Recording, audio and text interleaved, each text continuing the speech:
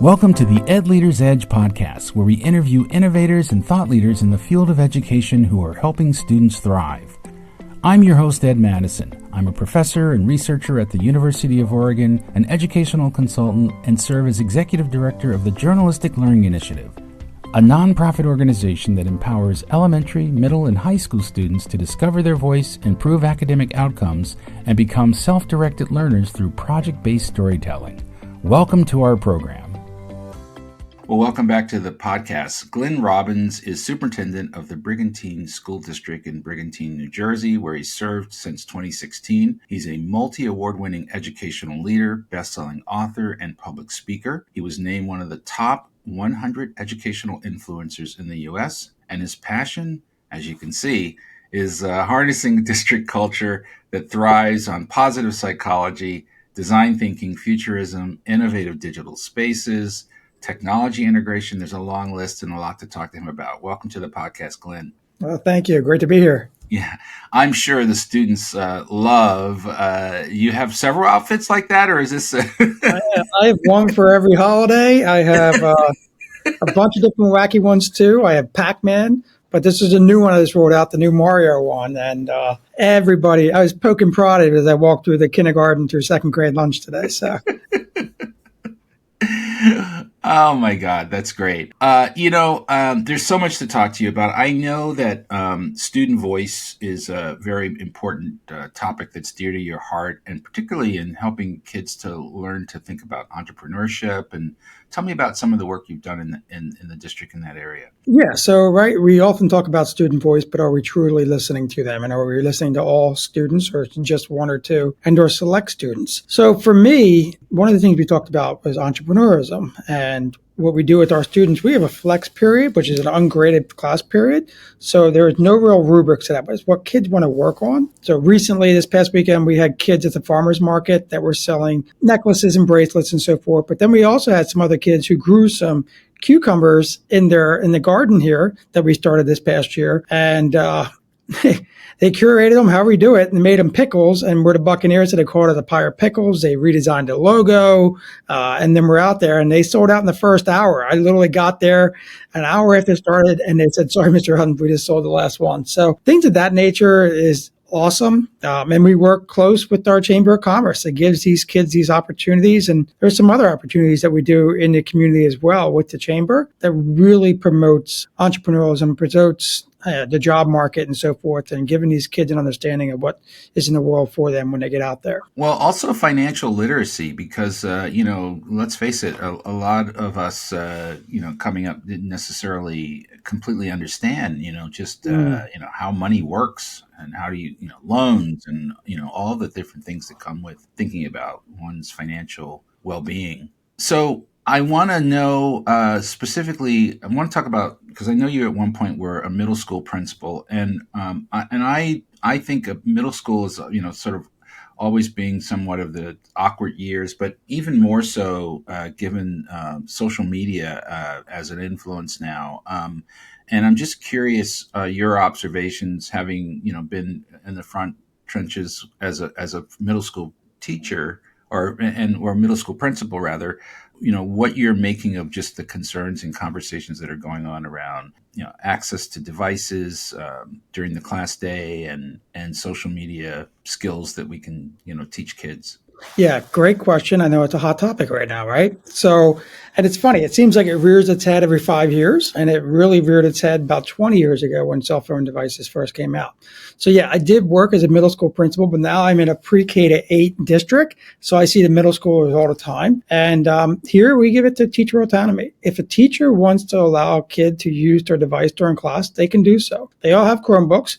But there are some classes where they're doing video recording and they're taking notes at the board where they take a picture like you and I do when we go to a conference. We use it for equitable reasons too. If a kid needs to use it as a hearing aid in the back of the room, they can't have a hearing aid, they put the phone on and the earbud on. Like I said, the pictures for the kids that can't see the front of the board, depending on where they are. But we give them a lot of choice and a lot of freedom, and that's the teachers that I'm talking about. We lead with that, and we have to model that. And I think that's something that we're, once again, maybe missing the boat. And I question this, and I'd kind of poke and prod here and there when I asked these questions. But, 20 years ago, when these cell phones first came out, we quickly took them away. We quickly said, no, don't use them. And then I went to be in middle school, one of the first in the state to recognize and allow the kid to use our devices on our Wi-Fi, because we couldn't afford the computers back then. This is all we could have for connectivity with these kids. But we had to model it. We had to talk about what digital citizenship truly is. We had to model about what is actually being used on a cell phone. Like you talked about earlier with financial literacy. Are you using your calculators? That we all got told that years ago. You'll never have a calculator in your pocket, right? Now, well, you do. And, are you using that when you go out to, the restaurants? We can talk to the kids about that. I think it's up to the teachers. I do not like a blanket where to say they cannot use it whatsoever. As a parent, and I know there are many parents out there who are in the same boat, we live in such a crazy world, especially now with the election upon us, that everybody's afraid of what's going to happen in school. And the last thing they want is not to have connectivity with a kid, God forbid. That's just not a situation that I, as a parent, don't want to be in. But I think there's an opportunity for us to showcase and model the correct way to use the cell phone, to use social media. I argue all the time, did we mess up or did we miss the boat 20 years ago? Because now, look at how people react on social media. Look how they use their cell phone. I'm in an airport and I'm listening to somebody have a conversation out loud. When did that become acceptable, for me and the rest of the people in the room to be having a conversation too with this same person, and or listening to music out loud, and or, posting things on social media that they shouldn't be, or anger or disgust, the civil continuity of having a conversation. So I question that. Could we have done a better job back then? And are we trying to pass the buck again to make it, we say we want these kids to be innovative. We want the kid to be real world, and they're using AI, but yet we keep saying we're 21st century schools, and yet schools are blocking AI and blocking cell phones. So just... Let's talk about AI for a second. So what are your thoughts about that? What are you observing? I mean, you're K-8, but what are the kids engaged in AI, and what directions are they being given? Yeah, I think they've been engaged with AI, right? They have Siri, they have Alexa. My own son does fantasy football, and he's like, "Hey, Dad, I put it on auto draft," and I talked to him about that. Well, what's auto draft? And he goes, AI. So. They've been using it for quite some time. This is the generation that grew up with it. We're all learning it right now as adults. And I think that's a fun, innovative time. And I know it's also scary, but it's not as prevalent as people are thinking about the cheating. I think they can use it here and there, but there's no detection device yet. And if anything, this provides an opportunity for staff members, teachers, to teach them how to use it properly. How to use it when trying to strengthen an argument on a paper, how to use it to double check their work, how to use it to, whatever it may be, to better an email to a potential employer, and at the same time, my staff and I, we talk about this all the time. AI is a virtual assistant, and these kids are going to go into a world where they're going to have virtual assistants, in their workplace. Are they able to handle that? So, like I said, we're not seeing it from the cheating standpoint, and maybe that'll evolve, maybe things will change and so forth, but it's very difficult to also catch the cheating. We know what my writing looks like, right? If you taught me to write an essay to you in your class, I'm going to give you my essay as you're watching me, and it's going to be brutal. And then the next time it looks like I'm like Ryan Holiday or Robert Greene, it comes out beautiful, So you can tell there, and that's what the teacher's at. But I think that's also where the teachers and kids can have those conversations. Hey, did you really write this? And can you speak to this? And I think that's something we've done for years as teachers, right? When we were questioning a kid that may have not been strong before or got something right, we say to them, if you can explain this to me, then I'm going to pass you, and so many times the kids come out and they are amazing at doing that and explain everything. And every once in a while, you got a kid that goes, yeah, you got me, Let's step away from our conversation for a moment for me to tell you about the Journalistic Learning Initiative's innovative educational tools and services. If you're looking to make the best decision for your teaching staff and students about AI adoption, improving student engagement, strengthening writing skills, promoting social media mindfulness, or enhancing college and career readiness, please take a moment to visit our website at journalisticlearning.org. Our team of University of Oregon researchers offer customized AI tools, instructional materials, professional development, and consulting. Research confirms that students with journalistic learning experience outperform their peers on numerous key indicators for college and career readiness.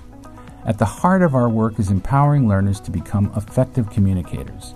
If you think about it, effective communication is critical in every human interaction, whether it's writing an essay for a grade or being interviewed to secure employment. Since 2015, JLI has benefited nearly 20,000 students and served schools in 15 states and the District of Columbia.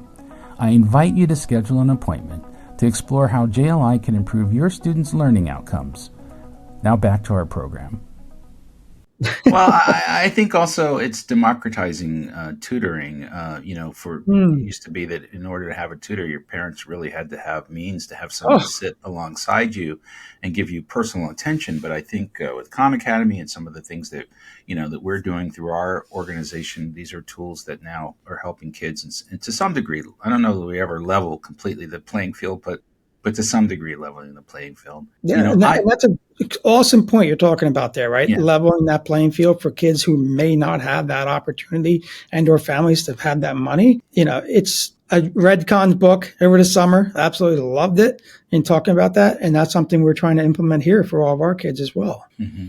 I know that rethinking learning spaces is among the topics that you speak on. Tell me more about your thoughts on that in terms of learning. Yeah. So when you walk into a building or you walk into a room, does it excite you?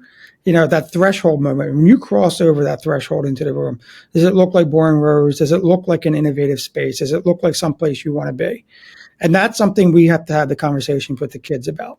You don't want something too distracting, but you need furniture that allows them to feel comfortable. You sit down in those old chairs that we had to sit back in. They hurt after a while. I remember doing that years ago. I intentionally made my staff sit in the cafeteria chairs for quite some time for a PD and said, are we ready for a change now? Because these kids are sitting in this for that long. So I look at it as a third teacher. Is it a space that allows freedom and autonomy and it allows more kids to flourish? So the kids have a very big voice on that. We brought in designers in years past at all my schools that I've been at. Designers sit down with them, talk about what they like, what they don't like, what fits them, and so forth. We do the same thing with the teacher group, same thing with the admin group, same thing with the parent group. And we try to bring it together in some particular way that matches. And then we do color scheming as well.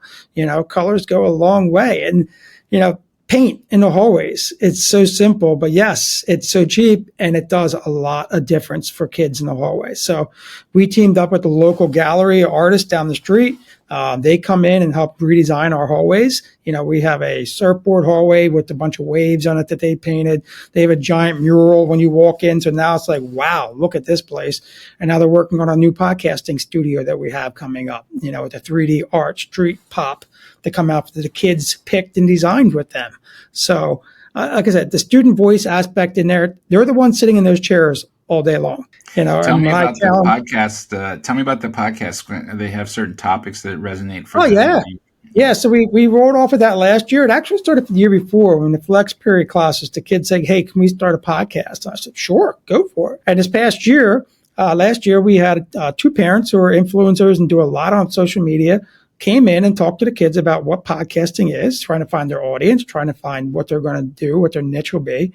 And then some kids ran with it. We had a sixth grade team last year that was doing Fresco, which was all new movies and video games. Yeah, so if they were talking about Mario, the new game coming out, he talked about that. We had other kids.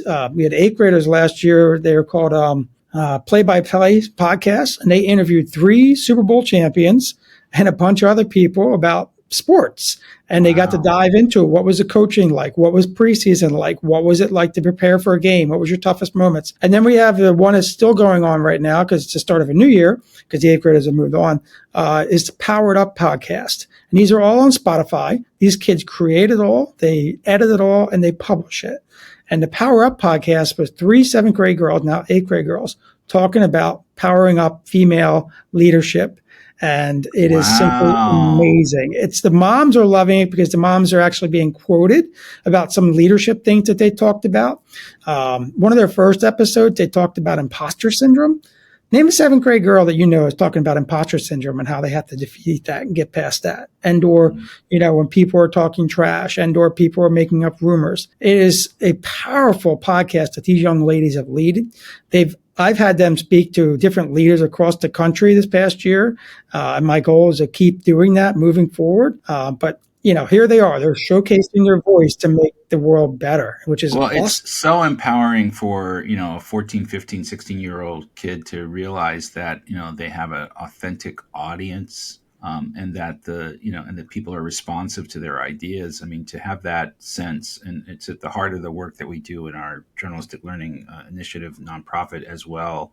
Wow, that's so exciting. I got to ask, your enthusiasm for education. Was there a teacher in your past that kind of inspired you to take this path? Yeah, that's a great question. No one's ever really asked me that. I had an amazing soccer coach back in high school who I always looked up to for the way he ran the organization. And then I think a teacher. I had a couple, but one that really, in high school at least, that stood out to me was Mr. Jacoby. He was a history teacher. Maybe that's what pushed me to get into history. And I had a couple of really cool histories teachers in high school. But this guy, he would dress up for like every major historical event. So like, I remember he dressed up like he talked about the JFK assassination. He walked in and dressed up like as a Secret Service member. And he went through the grassy knoll. He went through every type of scenario there was. And, jumping on desks in the corners, what it may be, and so forth, where the fence was and where the Kennedy car was, and, the head and back to the right and back to the left and stuff like that. He made history come alive, and something that I really enjoyed. So I'd have to say Mr. Jacoby back in the day. I got to ask you, we are hearing about so many shortages of teachers across the country. And it's fair to say that I think there's a bit of a narrative change we need to do in terms of educating the public about the value of public education, And I'm just curious what thoughts you have about that. I mean, I actually often say that I think journalism and education have the same sort of PR problem. People don't understand what we do and how we, and the value that we have. And people don't get into either profession, certainly to become wealthy, Any thoughts about that, or Yeah, I think we're our own worst enemies sometimes. I think we should be showcasing each and everything that we're doing in our community, letting them know. We broadcast it out all the time on social media feeds, on the apps that we have for our parents. We blast it out for the local newspaper and so forth. We put it out in the regional papers too if they cover it, But we have to champion what's going on in the school. And we're very honest and open about what's going on in our school. We have curriculums, we have standards, but at the same time, there are a lot of schools out there who think you're bragging, so they don't want to share. Or they're too confident or too egotistical. Well, if you're not sharing and you're not communicating, in that void is where the negativity fills. And I think that, for us, I love showcasing the great things because people go, whoa, that's actually going on in an elementary, middle school. Like that shouldn't happen until like high school or college. These kids are given these opportunities. So I think ultimately it comes down to us. We're storytellers, just like anything else in the history of the world, right? Leaders have to be storytellers about what is truly going on and then open your doors. Last year, we hosted over 100 plus school districts from across the country. Why? Number one, to build relationship with other school districts, to make us better. But number two, to showcase the great things that my staff and kids are doing here, and it showcased all the great things in the community we're doing here. So when you open those doors, people can say, all right, this is truly going on here. And we bring in politicians, we bring in media, we bring in anybody that has the questions and say, take a walk around. And if you're not impressed afterwards, something's wrong. So I think that's ultimately the job, is to storytell, showcase, and really elevate the levels that your teachers are doing each and every day, because public school is beaten down way too much, as you just mentioned. And there's a lot of great things going on out there. Just people have to share their story. Well, Glenn, you're an inspiring leader. I know you're available for keynotes. You're also an author. Let people know where to find you on the internet. I know it's Glenn with 2 N's and Robbins with 2 B's, but let people know where to find you and also your district's website. Yeah, so they can go to brigantineschools.org. Just Google Brigantine Community School. You'll go right to it. To find me directly, make it easy. Just go to glennrobbins.com. And on the socials, I'm Glenn G. Robbins. So easy to find. Thank you so much for your time. This has been delightful. All right, thank you. The Ed Leader's Edge podcast is produced by the Journalistic Learning Initiative. Please check out our latest books, Language Arts in Action from W.W. Norton Publishing, and Raising Empowered Learners from Rauman and Littlefield. For more information about our work, please visit journalisticlearning.org or edleaderedge.org. Thanks for listening.